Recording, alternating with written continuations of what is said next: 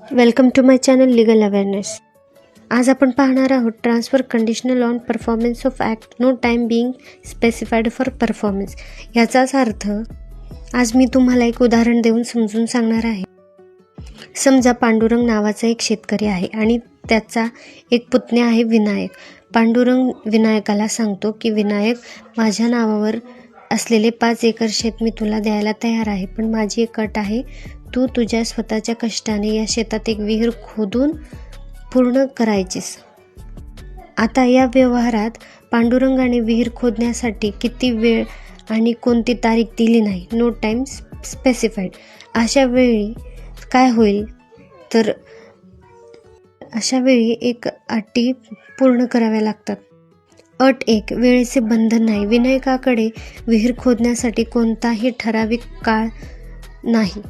तो यावर्षी काम सुरू करू शकतो किंवा पुढच्या वर्षीही.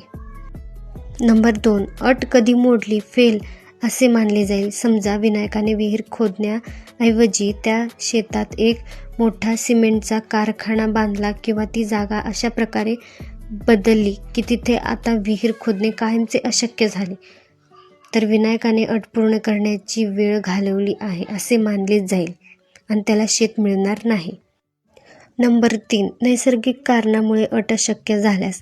जर विहीर खोदायला सुरुवात करण्यापूर्वीच त्या शेतातून एखादा सरकारी महामार्ग गेला किंवा जमिनीचा पोत बदलून तिथे पाणी लागणे तांत्रिकदृष्ट्या अशक्य झाले, तर अट पूर्ण करण्याची वेळ संपली असे मानले जाते. थोडक्यात सांगायचं झालं तर जोपर्यंत विनायक विहीर खोदण्याचे काम पूर्ण करू शकतो तोपर्यंत त्याच्याकडे वेळ आहे, पण ज्या क्षणी त्याने स्वतःहून किंवा परिस्थितीमुळे ते काम अशक्य करून टाकले त्या क्षणी त्या शेतावरचा हक्क संपतो. जे मी नावं घेतलेत पांडुरंग आणि विनायक, ते कुणीही वैयक्तिक घेऊ नये. हे मी फक्त उदाहरण म्हणून सांगितलेले आहेत. मित्रांनो, 33 कलम फक्त शेतासाठीच नाही, तर तुम्ही जमीन किंवा घर घेत असाल तर त्याच्यावर काही अटी कुणी घातल्या तर त्याच्यासाठी हा कलम आहे. तर लक्षात घ्या मित्रांनो, अटी पूर्ण करणे खूप मौल्यवान असतं. तर अशाच नवीन नवीन माहितीसाठी तुम्ही माझ्या चॅनलला लाईक, फॉलो, शेअर आणि सबस्क्राईब करायला विसरू नका. आणि जर काही लीगल प्रॉब्लेम असेल तर नक्की मला कॉन्टॅक्ट करा.